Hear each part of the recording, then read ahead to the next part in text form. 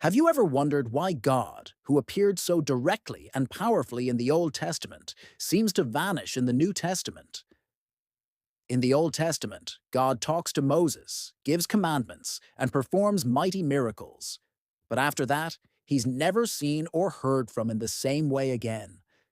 It's a question that has puzzled scholars and believers for centuries. What if the answer isn't in the Bible itself, but in texts that are thousands of years older? Let's travel back in time, way before the Bible was written, to ancient Sumeria, in what is now modern-day Iraq. The Sumerians were one of the first advanced civilizations, and they left behind thousands of clay tablets inscribed with their history, myths, and beliefs. On these tablets, they tell stories of powerful beings who came down from the heavens. They called them the Anunnaki, which literally means those who from heaven to earth came. These weren't ethereal, spiritual beings. The tablets describe them as physical beings of flesh and blood who traveled in flying vehicles, wielded advanced technology, and ruled over humanity. The leader of the Anunnaki was named Anu, and his sons, Enlil and Enki, were key figures in their stories.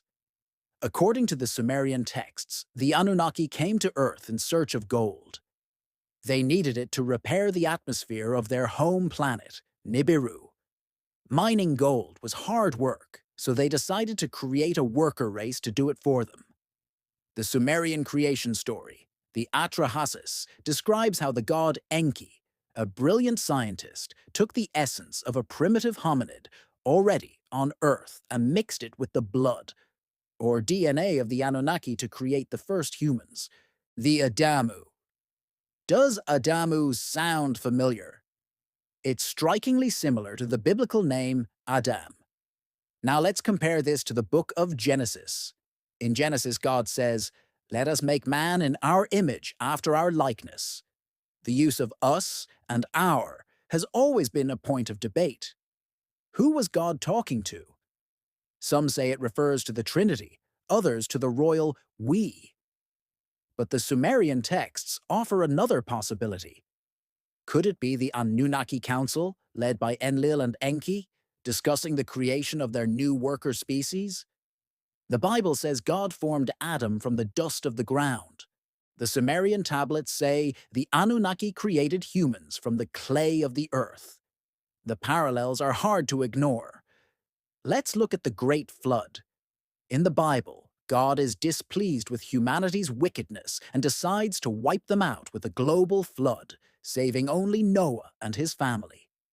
The Sumerian epic of Gilgamesh tells an almost identical story, but it happened much earlier. In this version, the god Enlil is annoyed by the noise of the growing human population and decides to destroy them with a flood. However, the god Enki, who was fond of his human creations, secretly warns a man named Utnapishtim. He tells him to build a giant boat and save himself, his family, and the seed of all living things. The details, from the building of the ark to sending out birds to find dry land, are astonishingly similar to the story of Noah. Many scholars now believe the biblical flood story is a later version of this original Sumerian account. What about the long lifespans of the early biblical figures? Adam lived for 930 years, Methuselah for 969 years. This seems impossible to us. But the Sumerian king list records their early rulers, who were Anunnaki, living for tens of thousands of years. After the flood, the lifespans of both the kings and the biblical patriarchs dramatically decrease. This suggests a shared timeline, a shared history where beings with incredibly long lives once walked the earth. Could the gods of Sumeria and the God of the Old Testament be one and the same? Consider the nature of the God in the Old Testament. He's often described in very physical terms. He walks in the Garden of Eden. He wrestles with Jacob. He appears as a pillar of fire and smoke. His commands can be harsh and demanding, sometimes seeming jealous and wrathful. This characterization is very similar to the descriptions of the Anunnaki gods, particularly Enlil. Enlil was a stern, disciplinarian leader who often grew angry with the humans and sought to punish them. The God of the Old Testament orders the construction of the Ark of the Covenant, a golden box with specific, highly technical instructions. It was so powerful that unauthorized people who touched it died instantly. Was this a magical religious artifact?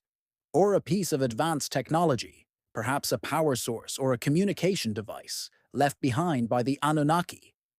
Now think about the Tower of Babel. In the Bible, humanity unites to build a tower to reach the heavens. God, concerned by their ambition, confuses their languages and scatters them across the earth. The Sumerian texts tell a similar story, where the Anunnaki gods, worried that a unified humanity could challenge their authority, deliberately scattered them and introduced different languages. The motivation in both stories is the same: powerful beings suppressing humanity's progress to maintain control. So, here's the theory that connects all these dots.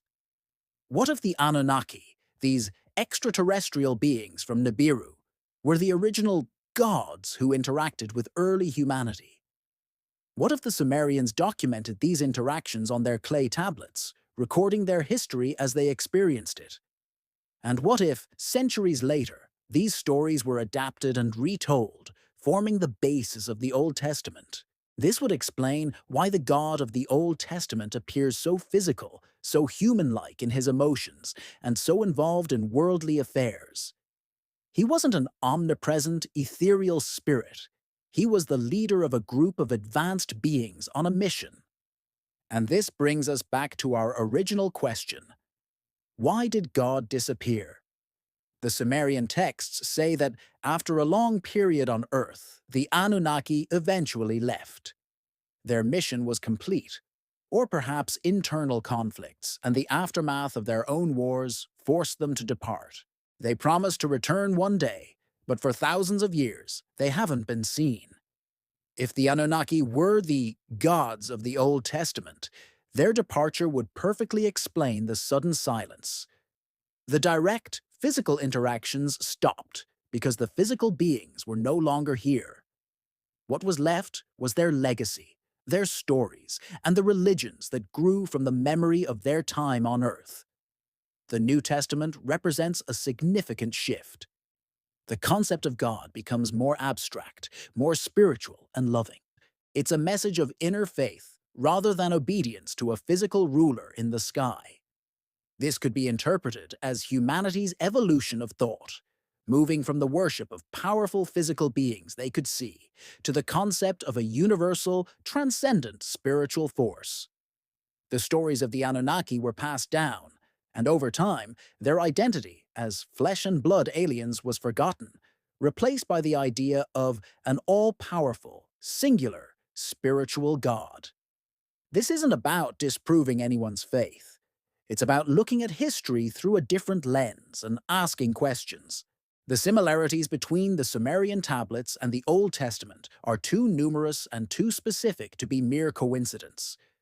The creation of man, the Great Flood, the long-lived patriarchs, the Tower of Babel, all these stories have precedents in much older texts. Could it be that the writers of the Bible were recording a history they inherited? A history whose true origins had been lost to time? A history not of a single divine being, but of powerful visitors from another world who shaped the course of human civilization and left an indelible mark on our collective memory, a mark we came to call God. The idea that we were created by aliens to mine gold might sound like science fiction, but it's written in the oldest records of human civilization. It provides a fascinating and, for some, a compelling explanation for some of the deepest mysteries in the Bible.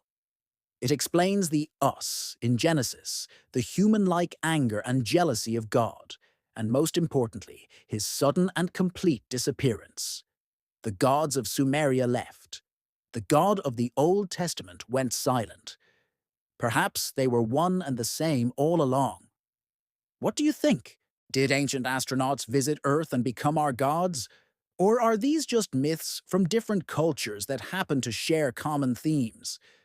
The tablets are there, the Bible is there, the connections are waiting to be explored. Thanks for watching.